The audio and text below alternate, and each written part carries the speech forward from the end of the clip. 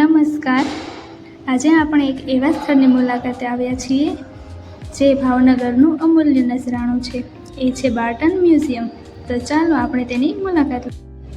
આ મ્યુઝિયમની સ્થાપના ભાવનગર રાજ્યના પ્રજાવત્સલ્ય રાજવી શ્રી મહારાજા તખ્તસિંહજીના સમયમાં 1882માં કરવામાં આવી હતી, જેમાં ભાવનગર પ્રાંતના જુદા જુદા ગામડાઓમાંથી વિવિધ નમૂનાઓને લઈને અહીંયા પ્રદર્શિત કરવામાં આવ્યા છે, જે પ્રાચીન અસ્મિતાને પ્રતિબિંબિત કરે છે.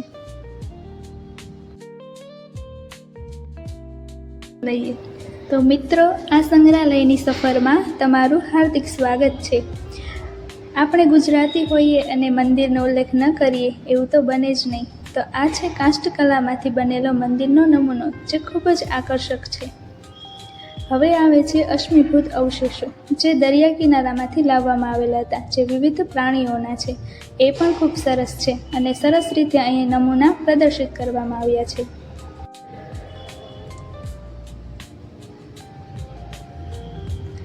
શિહોરના ભિંત ચિત્રો, જે ખૂબ જ જોવાલાયક છે, જે શિહોરના રાજમહેલની અંદર પ્રદર્શિત કરવામાં આવ્યા છે, તેના નમૂના અહીં પણ દર્શાવવામાં આવ્યા છે, જે ખૂબ જ જોવાલાયક છે. જેમાં આપણે જોઈ શકીએ છીએ કે જ્યારે કાઠીઓ હોય એ લડવા જાય છે તેના ચિત્રો છે. ઉપરાંત આ પણ અશ્મિભૂત અવશેષો છે, જે દરિયા કિનારામાંથી અહીં લાવવામાં આવેલા છે.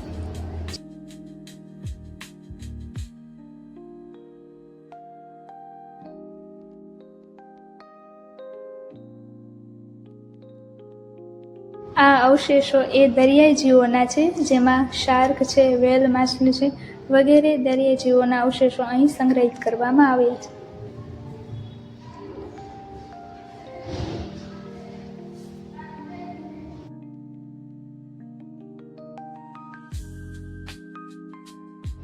તો આ એવી જ રીતે માટીકલાના ખૂબ જ સરસ નમૂના છે, જેમાં વિવિધ મૂર્તિઓ આકર્ષક છે અને તેમની જે શિલ્પશૈલી છે, કોતરણી છે, એ ખૂબ જ આકર્ષક છે અને જોવાલાયક છે.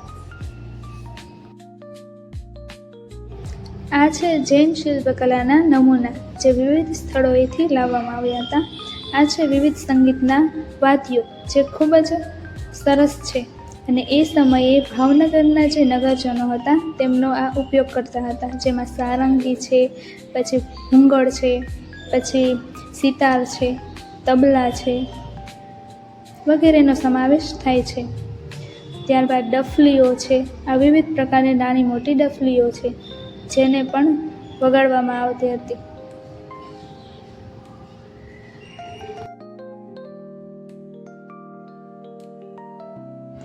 આમ આ સંગીત વાદ્યો ઉપરથી આપણને એટલું જાણવા મળે કે એ સમયના લોકો, ભાવનગરના નગરજનો, જે સંગીતપ્રિય હતા અને સંગીત કલામાં નિપુણ હતા, જે આપણે બખૂબી જોઈ શકીએ છીએ.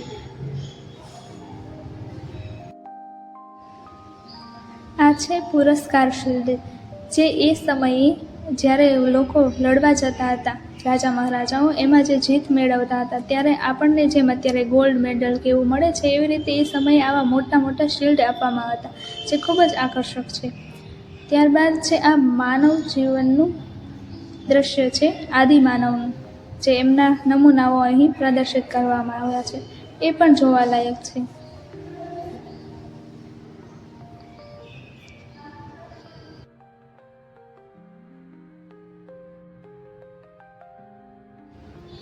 આ છે વલભીપુરના નગરજનોનું જીવન, જે એ સમયે જે વસ્તુઓનો ઉપયોગ કરતા હતા એ બધા નમૂનાનું પણ અહીંયા પ્રદર્શન કરવામાં આવ્યા છે.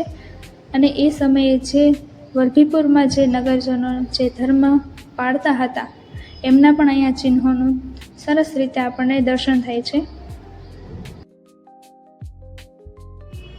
આ છે ચાંદીમાંથી બનાવેલા ઘરેણાં, જે ખૂબ જ આકર્ષક છે અને આ સમયે આ નમૂના જોવા નથી મળતા, જે આ દુર્લભ છે.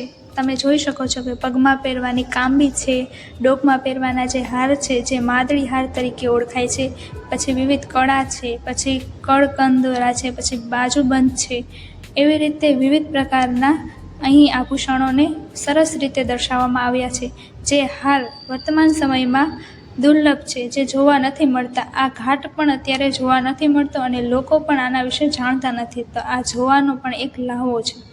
આ છે ચાંદીમાંથી બનાવેલી જે પૂજાની થાળી છે, અને જે નીચે જે દર્શાવેલા છે એ કાઠિયાવાડી કળશ છે, જે હવે જોવા નથી મળતા, જે ખૂબ જ આકર્ષક છે અને વજનમાં પણ ખૂબ ભારે છે.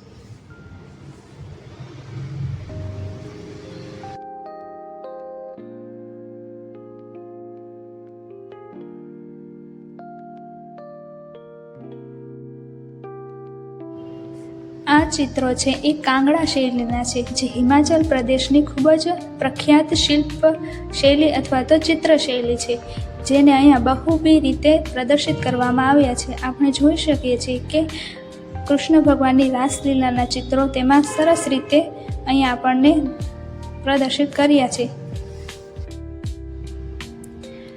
આ શિલ્પો છે એ માટીમાંથી બનાવેલા છે, એ પણ ખૂબ સુંદર છે. આપણે જોઈ શકીએ છીએ નંદીજી છે એટલે કે પોઠીઓ છે, પછી બેઠેલા જે સાધુ છે એટલે ભગવાન બુદ્ધની મૂર્તિ હોઈ શકે એવું લાગે છે. પછી બાજુમાં જે ગંગાશંકર ઓઝા છે, આપણા દિવાન જે હતા, તેમની પણ મૂર્તિ અહીંયા રાખેલી છે.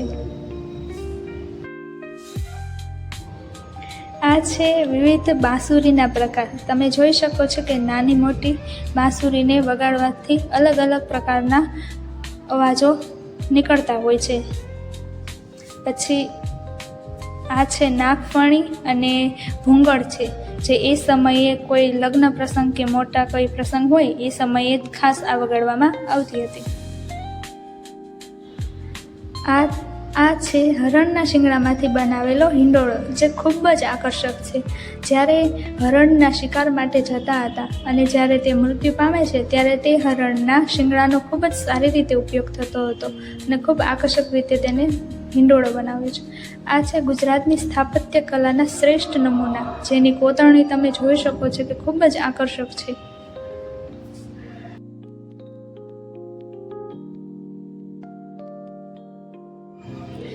એવી જ રીતે આ 5મી સદીના તામ્રપત્રો છે, જે કોઈ એક રાજ્યમાંથી બીજા રાજ્યમાં જે કોઈ વસ્તુ દાન કરવામાં આવે છે અથવા તો કોઈ એવો નિર્ણય હોય જે રાજ્યમાં અમલ કરવામાં આવે તે તામ્રપત્રની અંદર લખીને તેને આપણે પ્રદર્શિત કરવામાં આવ્યો. એવી જ રીતે આ વિવિધ પ્રકારની પિસ્તોલો છે, જે રાજા મહારાજાઓ છે એ શિકારે જતા ત્યારે તેમનો ઉપયોગ કરતા હતા. આ છે વિવિધ પ્રકારની માટીમાંથી બનાવેલી મૂર્તિઓના નમૂના, જેમાં બુદ્ધ ભગવાનનું છે, વિષ્ણુ ભગવાનનું છે, રાધા કૃષ્ણજીનું છે, વગેરે મૂર્તિઓ અહીં નમૂના પ્રદર્શિત કરવામાં આવ્યા.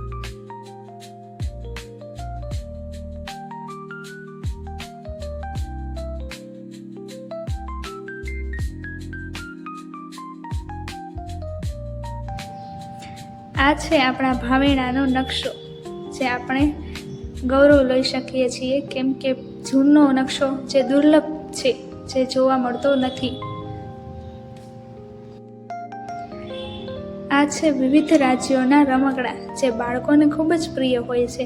તમે જોઈ શકો છો કે આસામ છે, બિહાર છે, ગુજરાત છે, મહારાષ્ટ્ર છે, ઉત્તર પ્રદેશ છે, રાજસ્થાન વગેરે. આ છે ગીરનો સાવજ એટલે કે સિંહ. આપણે જોઈ શકીએ છીએ, જેને જોતા જ આપણને ડર લાગે, પરંતુ એવું નથી. એ સમયે જ્યારે રાજાએ શિકાર કર્યો હતો અને તે મૃત અવસ્થામાં અહીં લાવીને એમાં વિવિધ મરી મસાલા ભરીને અહીં સારી રીતે સાચવવામાં આવ્યો છે, જે જોવાલાયક છે.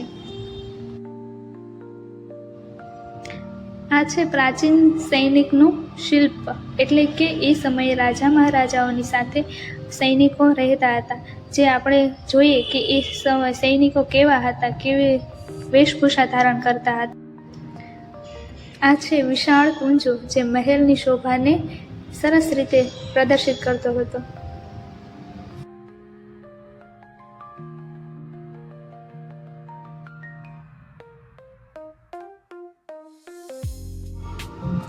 આ છે કાઠીઓનું ઘર, જે ખૂબ જ સરસ છે. કાઠીઓ આપણને એમ જ થાય કે આ કામ કરી રહ્યા છે, હમણાં કંઈક બોલશે એવું જ લાગે આપણને અને જીવન લાગે. આ છે કાઠીઓનો પોશાક, જે આપણે વર્તમાન નવરાત્રિ ચાલી રહી છે એમાં બધા આવો જ પોશાક પહેરતા હોય છે. આ છે તેમના તોરણો. એ સમયે મહિલાઓ છે એ ખૂબ જ નિપુણ હતી આ કલામાં. અને આ છે દાબડો, જે એ સમયે સ્ત્રીઓના લગ્ન થતા ત્યારે જે કરિયાવર હોય એ આ દાબડામાં મૂકીને આપવામાં આવતો હતો. આ છે વિવિધ પ્રકારના પંખાઓ, ચાકડાઓ તમે કહી શકો, ચોપાટ છે વગેરે. આ છે દરિયા કિનારાના અવશેષો, શંખ છે, છીપ છે વગેરે. આ છે સંદૂક, જેમાં વિવિધ પ્રકારના આભૂષણોને સાચવવામાં આવતા હતા. આ છે સૂડી, જે આપણે અત્યારે સોપારીને કટ કરવા માટે જે ઉપયોગમાં લે છે તે. હવે આ પણ ગુજરાતની અંદર અથવા ગુજરાતની બહાર જે સિક્કાઓ મળ્યા હતા તે વિવિધ પ્રકારના હાથીદાંતમાંથી બનાવવામાં આવેલી વસ્તુઓ છે. અને આ છે વિવિધ પ્રકારના વાસણો, જેમાં તમે જોઈ શકો છો કે મોટી મોટી થાળીઓ છે, પછી વિવિધ રમકડા છે તાંબામાંથી, પિત્તળમાંથી બનાવેલા, જે મધ્યકાલીન ધાતુ કલા છે. આ છે કીટલી કે પ્યાલો કે સગડી, એવું બધું છે.